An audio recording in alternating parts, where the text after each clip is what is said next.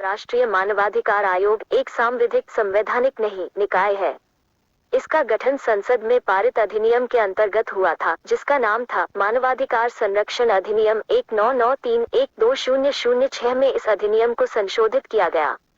यह आयोग देश में मानवाधिकारों का प्रहरी है, अर्थात संविधान द्वारा अभिनिश्चित या अंतर्राष्ट्रीय संधियों में निर्मित और भारत में न्यायालय द्वारा अधिरोपित किए जाने वाले जीवन, स्वतंत्रता, समता और व्यक्तिगत मर्यादा से संबंधित अधिकार। आयोग की स्थापना के मुख्य उद्देश्य इस प्रकार हैं: 1. उन संस्थागत व्यवस्थाओं को मजबूत करना जिसके द्वारा मानवाधिकार के मुद्दों का पूर्ण रूप में समाधान किया जा सके। 2. अधिकारों के अतिक्रमण को सरकार से स्वतंत्र रूप में इस तरह से देखना ताकि सरकार का ध्यान उसके द्वारा मानवाधिकारों की रक्षा की प्रतिबद्धता पर केंद्रित किया जा सके। 3. इस दिशा में किए गए प्रयासों को पूर्ण व सशक्त बनाना। आयोग की संरचना: आयोग एक बहु सदस्यीय संस्था है जिसमें एक अध्यक्ष व 4 सदस्य होते हैं। आयोग का अध्यक्ष भारत का कोई सेवानिवृत्त मुख्य न्यायाधीश होना चाहिए। एक सदस्य उच्चतम न्यायालय में कार्यरत अथवा सेवानिवृत्त न्यायाधीश, एक उच्च न्यायालय का कार्यरत या सेवानिवृत्त मुख्य न्यायाधीश होना चाहिए। 2 अन्य व्यक्तियों को मानवाधिकार से संबंधित जानकारी अथवा कार्यानुभव होना चाहिए। इन पूर्णकालिक सदस्यों के अतिरिक्त आयोग में 4 अन्य पदेन सदस्य भी होते हैं: राष्ट्रीय अल्पसंख्यक आयोग, राष्ट्रीय अनुसूचित जाति व राष्ट्रीय अनुसूचित जनजाति आयोग व राष्ट्रीय महिला आयोग के अध्यक्ष।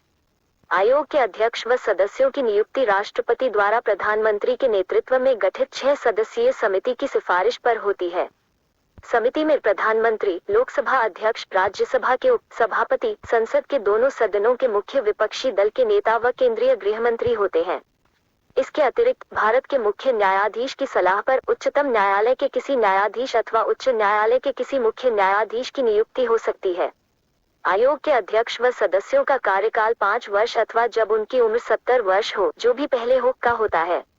अपने कार्यकाल के पश्चात आयोग के अध्यक्ष व सदस्य केंद्र सरकार अथवा राज्य सरकारों में किसी भी पद के योग्य नहीं होते हैं।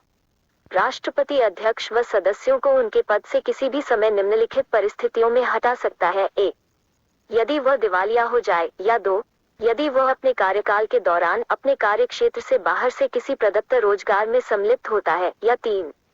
यदि वह मानसिक व शारीरिक कारणों से कार्य करने में असमर्थ हो, या 4.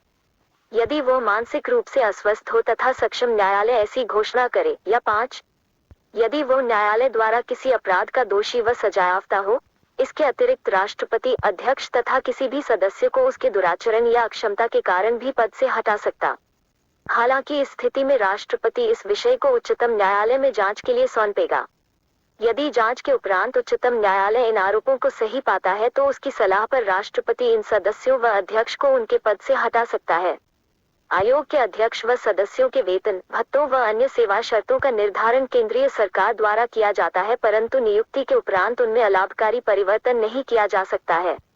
उपरोक्त सभी उपबंधों का उद्देश्य आयोग की कार्यशैली को स्वायत्तता, स्वाधीनता तथा निष्पक्षता प्रदान करना है। आयोग के कार्य निम्नानुसार हैं: 1. मानवाधिकारों के उल्लंघन की जांच करना अथवा किसी लोक सेवक के समक्ष प्रस्तुत मानवाधिकार उल्लंघन की प्रार्थना, जिसकी कि वह अवहेलना करता हो, की जांच स्वप्रेरणा या न्यायालय के आदेश से करना। 2. न्यायालय में लंबित किसी मानवाधिकार से संबंधित कार्यवाही में हस्तक्षेप करना। 3. जेलों व बंदीगृहों में जाकर वहां की स्थिति का अध्ययन करना व इस बारे में सिफारिशें करना। 4. मानवाधिकार की रक्षा हेतु बनाए गए संवैधानिक व विधिक उपबंधों की समीक्षा करना तथा इनके प्रभावी कार्यान्वयन हेतु उपायों की सिफारिशें करना। 5. आतंकवाद सहित उन सभी कारणों की समीक्षा करना जिनसे मानवाधिकारों का उल्लंघन होता है तथा इनसे बचाव के उपायों की सिफारिश करना। 6. मानवाधिकारों से संबंधित अंतर्राष्ट्रीय संधियों व दस्तावेजों का अध्ययन व उनको प्रभावशाली तरीके से लागू करने हेतु सिफारिशें करना। 7. मानवाधिकारों के क्षेत्र में शोध करना और इसे प्रोत्साहित करना। 8. लोगों के बीच मानवाधिकारों की जानकारी फैलाना व उनकी सुरक्षा के लिए उपलब्ध उपायों के प्रति जागरूक करना। 9. मानवाधिकारों के क्षेत्र में कार्यरत गैर सरकारी संगठनों के प्रयासों की सराहना करना। 10. ऐसे आवश्यक कार्यों को करना जो कि मानवाधिकारों के प्रचार के लिए आवश्यक हो। आयोग की कार्यप्रणाली: आयोग का प्रधान कार्यालय दिल्ली में स्थित है तथा वह भारत में अन्य स्थानों पर भी अपने कार्यालय खोल सकता है। आयोग की अपनी कार्यप्रणाली है तथा वह यह करने के लिए अधिकृत है।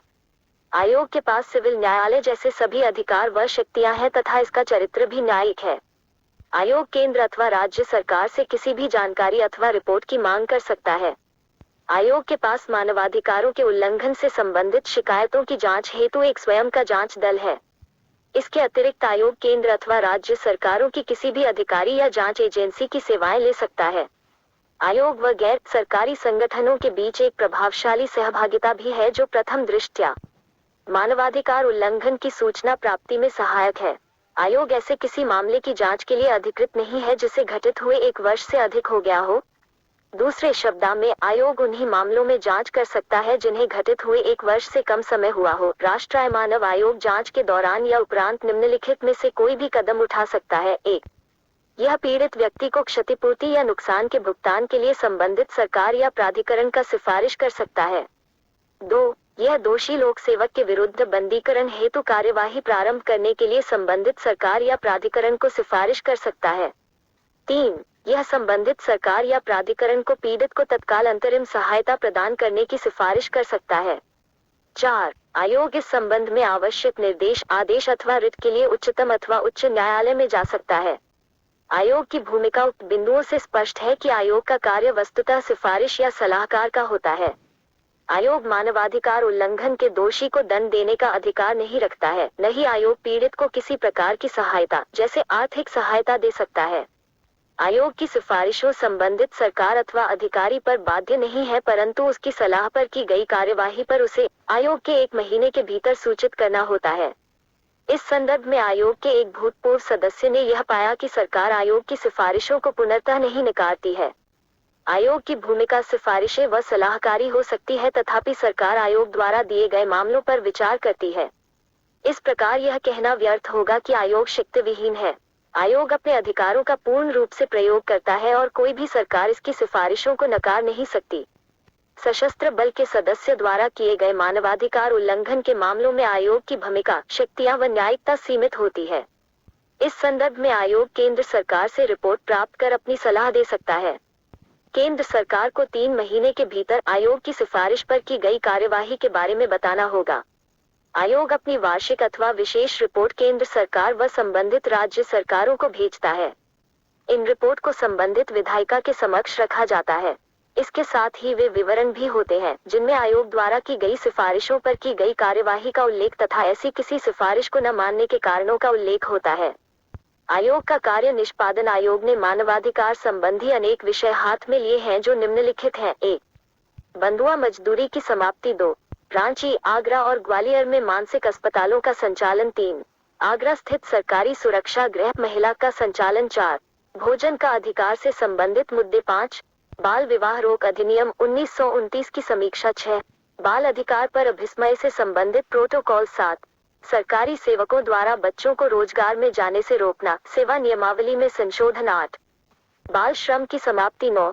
बच्चों के खिलाफ यौन हिंसा पर मीडिया के लिए मार्गदर्शिका। 10. महिलाओं एवं बच्चों का अवैध व्यापार लैंगिक संवेदीकरण के लिए न्यायपालिका के लिए नियम पुस्तक। 11. यौन पर्यटन एवं अवैध व्यापार के रोक के लिए संवेदीकरण कार्यक्रम। 12. मातृत्व रक्ताल्पता तथा मानवाधिकार। 13. वृंदावन परित्यक्त महिलाओं का पुनर्वास। 14. कार्यस्थलों पर महिला यौन उत्पीड़न को रोकना। 15. रेलगाड़ियों में महिला यात्रियों का उत्पीड़न। 16. हाथ से मैला साफ करने की प्रथा का अंत। 17. दलितों से संबंधित मामले, उन पर किए जाने वाले अत्याचार सहित। 18. अनुसूचित तथा घुमंतु जनजातियों की समस्याएं। 19. विकलांग व्यक्तियों के अधिकारी। 20. स्वास्थ्य के अधिकार से संबंधित मामले। 21. HIV एड्स संक्रमित व्यक्तियों के अधिकार। 22. 1999 में ओडिशा, तत्कालीन ओडिशा में आए चक्रवाती तूफान से प्रभावित लोगों के लिए राहत कार्य। 23. 2001 के गुजरात भूकंप के बाद राहत उपायों का अनुश्रवण। 24.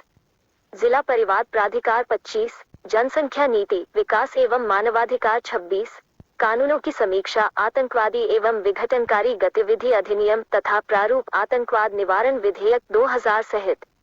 27. विद्रोह एवं आतंकवाद प्रभावित क्षेत्रों में मानवाधिकार संरक्षण। 28. पुलिस द्वारा गिरफ्तारी भी शक्ति का दुरुपयोग रोकने के लिए दिशा निर्देश। 29. राज्य नगर पुलिस मुख्यालयों में मानवाधिकार सेवा का गठन। 30. हिरासत में मौत, बलात्कार तथा यंत्रणा को रोकने के लिए उठाए गए कदम। 31. यंत्रणा के खिलाफ अभिस्मय को अपनाना। 32. देश के लिए एक शरणार्थी कानून को अपनाने पर चर्चा। 33. पुलिस, बंदीगृह, अभिरक्षा के अन्य केंद्रों में संरचनात्मक सुधार 34।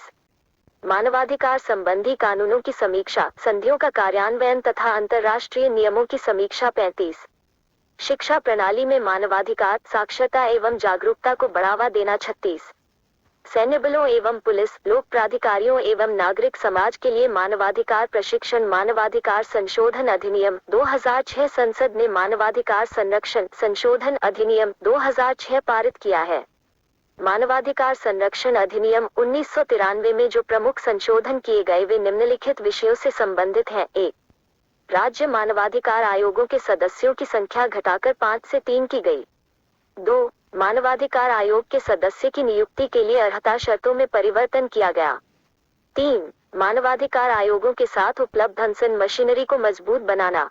4. आयोग को जांच के दौरान भी क्षतिपूर्ति की अनशन करने का अधिकार देकर सशक्त बनाया गया। 5. राष्ट्रीय मानवाधिकार संरक्षण आयोग को राज्य सरकार को सूचित किए बिना भी बंदीगृहों में जाने का अधिकार दिया गया। 6. गवाहों के साक्ष्य का अभिलेखीकरण करने की प्रक्रिया को मजबूती प्रदान की गई।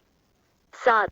यह स्पष्ट करना कि राष्ट्रीय मानवाधिकार आयोग तथा राज्य मानवाधिकार आयोग के अध्यक्ष इन दोनों आयोगों के सदस्यों से भिन्न स्थिति रखते। 8.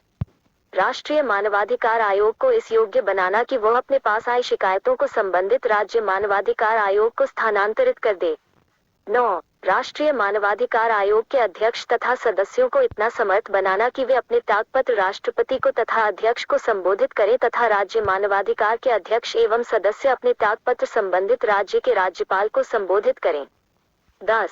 यह स्पष्ट करना कि राष्ट्रीय मानवाधिकार आयोग अथवा राज्य मानवाधिकार आयोग के अध्यक्ष एवं सदस्य के चयन के लिए गठित चयन समिति के किसी सदस्य की अनुपस्थिति से चयन समिति के निर्णयों पर कोई प्रभाव नहीं पड़ेगा। 11. इसकी व्यवस्था करना कि राष्ट्रीय अनुसूचित जाति आयोग के अध्यक्ष तथा राष्ट्रीय अनुसूचित जनजाति आयोग के अध्यक्ष राष्ट्रीय मानवाधिकार आयोग के सदस्य होंगे। 12. केंद्रीय सरकार को भविष्य के किसी अंतर्राष्ट्रीय प्रतिज्ञा पत्रों तथा परंपराओं को अधिसूचित करण के योग्य बनाना जिन पर कि अधिनियम लागू होता हो। शासक और इतिवृत्त मुगल दरबार लगभग 16वीं और 17वीं